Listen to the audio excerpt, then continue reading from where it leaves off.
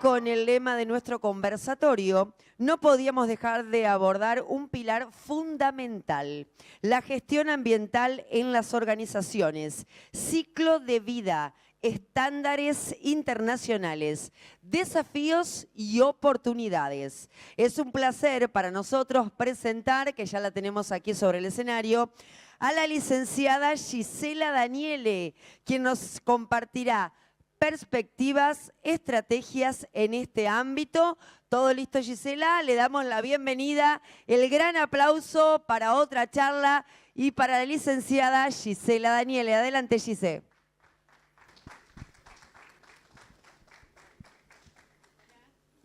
¿Se escucha? Ahí se escucha, gracias. Hola, ¿qué tal? ¿Cómo va? Buenas tardes. Bueno, me tocó la última parte antes del almuerzo, ya estarán todos cansados y con ganas de ir a comer algo. No traje pelota de básquet, así que no sé con qué los voy a entretener en esta partecita. Pero bueno, mi objetivo o el objetivo de esta charla, de esta introducción a la gestión ambiental, no es que salgan especialistas en gestión ambiental ni en ingeniería ambiental, pero sí que se lleven algunos conceptos o algunas ideas en general para que ustedes puedan aplicar en sus lugares de trabajo o en su vida cotidiana, en su vida personal. Hoy escuchamos mucho hablar de gestión ambiental, de sustentabilidad, de ciclo de vida, de economía circular, pero no siempre sabemos cómo llevarlo hacia nuestros lugares de trabajo o hacia el poco o mucho granito de arena que podemos aportar desde nuestro lugar. Así que bueno, agradezco a las cooperativas organizadoras del evento que me dan la posibilidad de poder mostrar algo de esto y por supuesto a COP Morteros, donde venimos trabajando con estas cuestiones. Incluso el presidente de la cooperativa de morteros lo dejó en su mensaje inicial, la importancia de las tres patas fundamentales que son lo económico, lo social y lo ambiental. Tener esa mirada sobre los procesos que encaramos es muy importante a la hora de emprender en nuevos proyectos. Bueno, les voy a tratar de hacerla resumida y concreta la charla, porque como les dije al principio, mi intención es que se lleven ideas principales de esto. Esto que ustedes ven ahí, esos 17 cuadros de colores, son los Objetivos de Desarrollo Sostenible. ¿Algunos los había visto alguna vez? ¿Los habían escuchado nombrar? Sí, bien. Bueno, estos Objetivos de Desarrollo Sostenible nos indican un paraguas, un marco general donde desde el punto de vista ambiental, social y económico las organizaciones podemos llevar adelante nuestros procesos. Estos objetivos de desarrollo sostenible fueron adoptados o fueron establecidos en una convención donde 170 países, incluido el nuestro, nos comprometimos a abordar esas problemáticas, que como ustedes ven ahí, hablan de la pobreza, del hambre, de la salud, de la educación, de la igualdad de género, de la producción y del consumo responsable, de la industria y la innovación e infraestructura. Bueno, hay objetivos que tienen que ver con las cuestiones ambientales, con las cuestiones sociales y con las cuestiones económicas. Nuestro país está dentro de ese acuerdo que se firmó y por ende este acuerdo nos indica un paraguas o una espalda que las organizaciones que estamos dentro de esos países tenemos que tener en cuenta a la hora de proyectar. Después quiero dejarles algunos conceptos generales que también tienen que ver con las cuestiones ambientales. Como dijeron antes, acá el promedio de edad vio los 3 mundiales de Argentina y esa generación, la nuestra, tenía en mente este concepto, o nos criamos con este concepto, el concepto de economía lineal. ¿Qué significa la economía lineal? Significa que nosotros tenemos necesidades, consumimos bienes y servicios, y de ese consumo generamos un residuo, un descarte. De ese descarte ¿Qué dice la economía lineal? La economía lineal dice que ese descarte va, en el mejor de los casos, a un relleno sanitario o va a un vertedero a cielo abierto o va a un basural como tenemos en la mayoría de los lugares de nuestro país. Este es el concepto de economía lineal. Este es el concepto con el que la mayoría de nosotros crecimos. ¿Ustedes recuerdan hace unos años atrás, cuando éramos chicos, quién hablaba de dónde iba la basura o de qué se hacía con la basura o de si en la basura que generábamos había recursos? Todas esas palabras que hoy escuchamos y que hoy las tenemos tan presentes, hace unos años atrás no existían. Nadie hablaba de eso. Por ende, como nadie hablaba y a nadie le interesaba, estas cuestiones no se trabajaban ni desde el ámbito personal ni desde el ámbito organizacional. Hace esa cantidad de años que les estoy diciendo, a ningún intendente, a ningún gobernador le interesaba tener en su agenda las cuestiones ambientales. Nadie pensaba dónde iba la basura o qué se hacía con la basura que se generaba en nuestras localidades. Y hoy sí. Hoy por lo menos ya está en esas agendas. Hoy por lo menos ya interesa, ya es un tema que socialmente es demandado. Entonces ya está y ya figura en las agendas y por ende tenemos que empezar a verlo de otra manera. ¿Qué significa verlo de otra manera? Significa incorporar este otro concepto, que es el concepto de la economía circular. ¿Qué significa la economía circular? ¿Alguien escuchó hablar de economía circular? Sí, ¿no? Se habla mucho de economía circular. Economía circular aplicado a los residuos que generamos es la manera más fácil de mostrarlo y de verlo. Porque ¿qué significa? Yo necesito en mi trabajo imprimir un informe, lo imprimo, lo uso y después lo desecho. Si pensamos en economía lineal, lo desecho va al tarrito de la basura y del tarro de la basura se va a un relleno sanitario o a un basural. Si pensamos en este concepto, que es el concepto de economía circular, pensamos en que en ese residuo que yo estoy generando porque ya no me sirve, puede haber un recurso que se puede aprovechar, que es ese papel. Ese papel lo puedo aprovechar y lo puedo insertar de vuelta a un proceso productivo como una materia prima recuperada y insertarla nuevamente y transformarla nuevamente en un bien de uso. ¿Se entiende? A eso apunta la economía circular. Apunta a entender cuáles son los pasos o cuáles son los procesos que sigue ese bien de uso, no solo hasta el momento del consumo, sino después del consumo, hasta el fin de la vida útil y hasta que se pueda volver a aprovechar para inyectar nuevamente a los procesos productivos. Entonces, este concepto, el de la economía circular, es el que tenemos que empezar a tener en cuenta a la hora de pensar procesos, de pensar proyectos con este enfoque, con el enfoque de la economía circular, con el enfoque de ciclo de vida de los procesos. Y ahí hay dos círculos, estamos hablando de economía circular, y ustedes ven que de este lado tenemos el ciclo tecnológico, que es lo que les estaba hablando yo recién. Producimos, extraemos, producimos, distribuimos, consumimos, generamos residuos, los recuperamos, vuelve.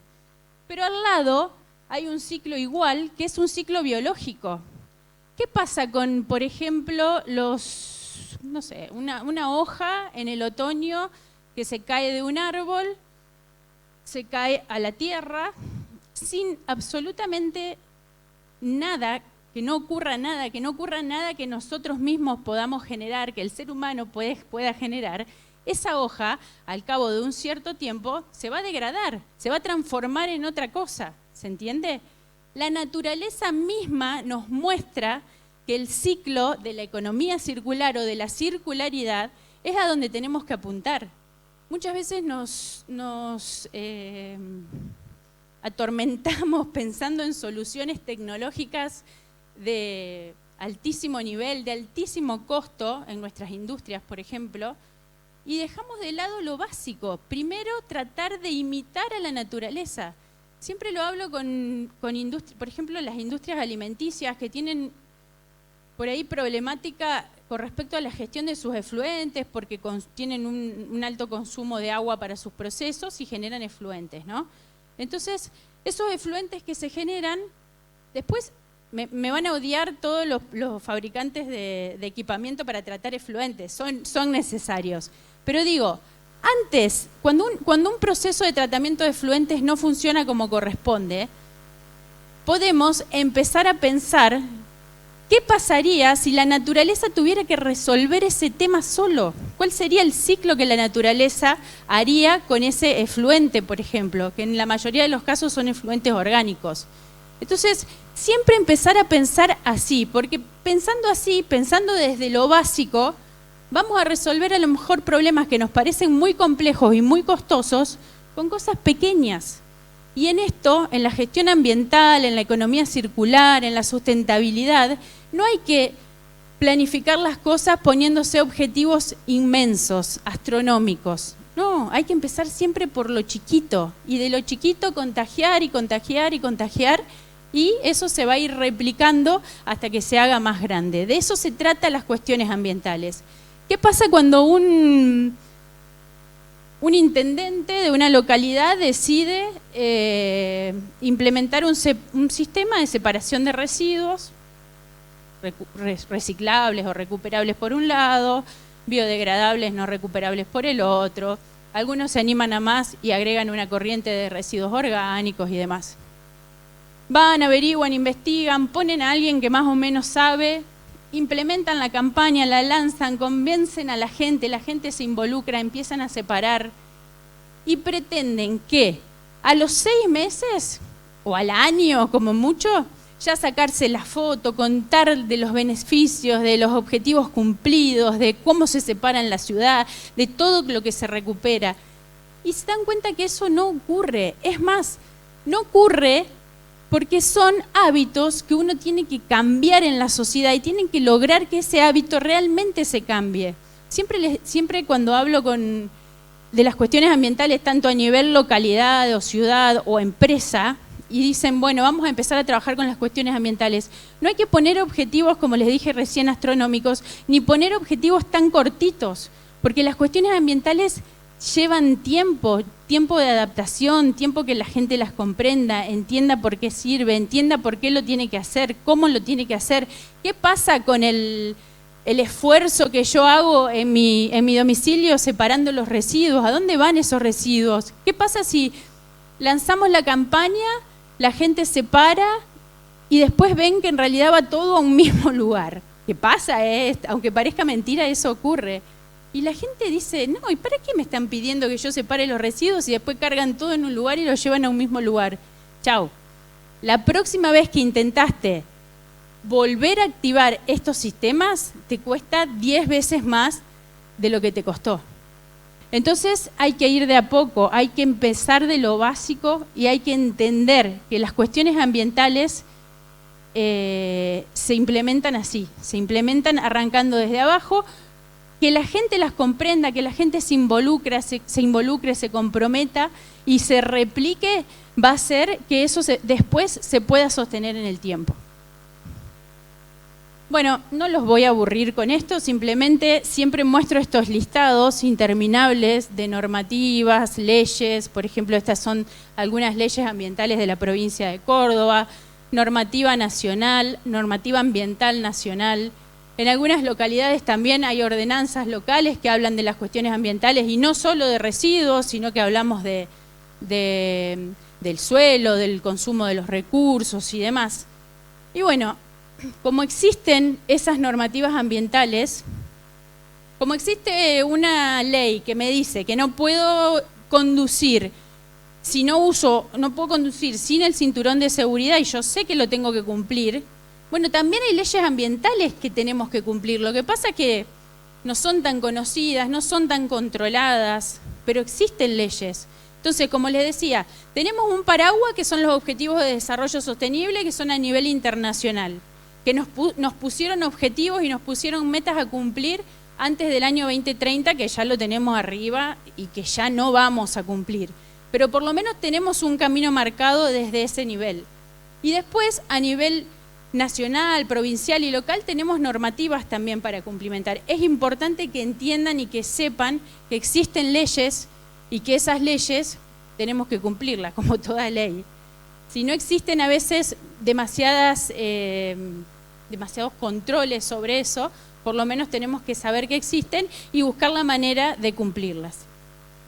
Bueno, después, ya enfocado a las organizaciones, los estándares internacionales que existen para poder llevar adelante en nuestras organizaciones son muchos. Yo acá lo que les voy a dejar es algunos ejemplos para que sepan de la existencia de esos estándares internacionales y sepan que cuando una organización decide implementar diferentes procesos o diferentes políticas ambientales, generalmente decide porque pretende alguna de estas cuestiones. No importa cuál sea la decisión, cuál sea el motivo de la decisión de empezar a trabajar con cuestiones ambientales. Lo que importa es que cuando se empieza a trabajar con cuestiones ambientales se tiene que saber que se tienen que sostener en el tiempo, porque si no después se hace todo mucho más difícil.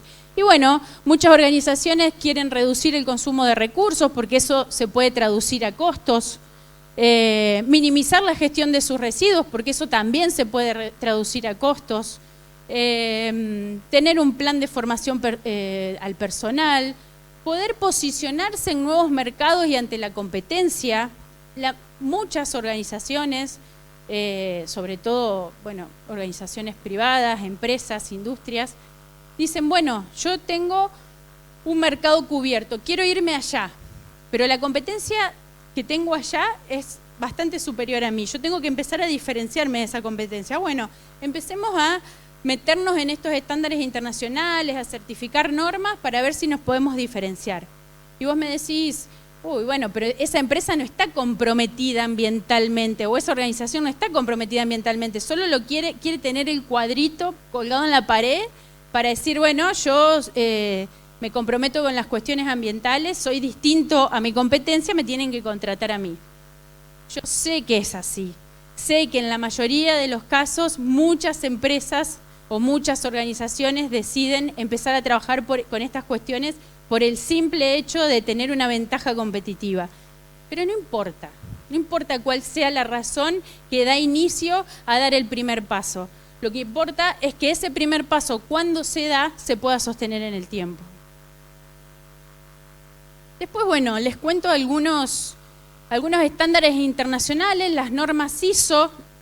Las normas ISO son normas que fijan diferentes estándares que nosotros en nuestras organizaciones los podemos adoptar, los podemos implementar y si queremos podemos obtener una certificación, que es el cuadrito que yo digo colgado en la pared, o no.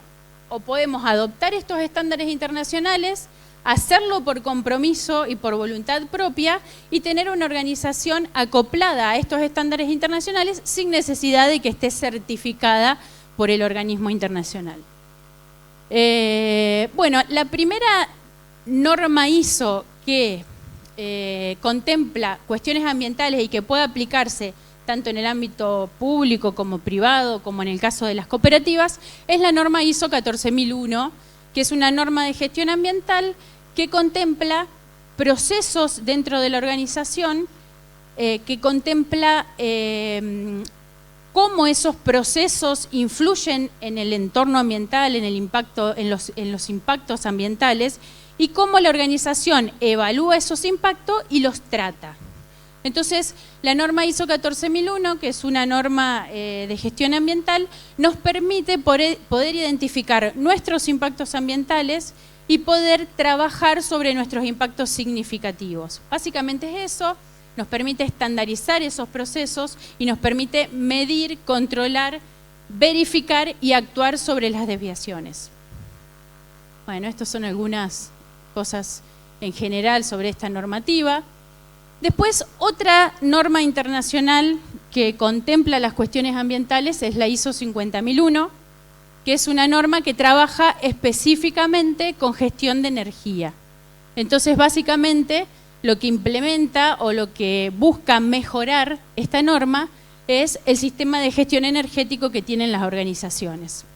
Lo que permite es que la implementación de este tipo de normas Bueno, ahí dice, genere resultados medibles, sostenibles y alineados con las metas de descarbonización y eficiencia energética, que después se traduce a costos, por supuesto. Después, otra de las normas que hoy en día está bastante en auge, que se está hablando mucho y sobre todo en la provincia de Córdoba, que se le está dando un empuje bastante importante, es la medición, cuantificar en realidad la huella de carbono de nuestras organizaciones. Habrán escuchado hablar de huella de carbono, hoy en día se está trabajando mucho sobre eso, y existen dos normas, dos ISO, que es la ISO 14064, que te da herramientas para poder cuantificar e informar todas las emisiones de gases de efecto invernadero que generamos en nuestras organizaciones a nivel organizacional. ¿Eso qué significa? Bueno, yo en mi organización tengo vehículos, consumo energía, consumo combustibles, consumo otros recursos, consumo agua, medir todos esos consumos, hacer el equivalente de todos esos consumos en dióxido de carbono, en carbono equivalente como se le llama, y decir, bueno, yo tengo esta huella de carbono a nivel empresa, a nivel cooperativa, a nivel organizacional. ¿Qué hago? Bueno, me empiezo a plantear objetivos y digo, bueno, el año que viene quiero reducir el 5% mi huella de carbono, entonces el 10% de la energía que consumo va a ser energía verde, producida con energía solar. O los vehículos que utilizo para realizar el transporte de tal personal o de tal insumo, de tal material, van a ser vehículos híbridos o vehículos eléctricos. Entonces voy a reducir el consumo de combustible. Bueno, me planifico acciones para mitigar esa huella de carbono o ese impacto ambiental equivalente al carbono que yo genero con mi organización. Y bueno, esto se los puse porque les decía antes que la provincia de Córdoba está dándole un impulso bastante interesante a todo lo que son mercados de carbono. Entonces muchas organizaciones que pueden medir su huella de carbono organizacional a través de estos estándares internacionales, después pueden participar en estos mercados de carbono. Hoy la provincia está generando un ecosistema bastante interesante para que esas empresas participen y digan, bueno, yo tengo una huella de carbono organizacional que deseo mitigar, y esa mitigación, ¿cómo lo hago? Bueno, compro bonos de carbono a una organización que, por ejemplo, esté generando energía verde.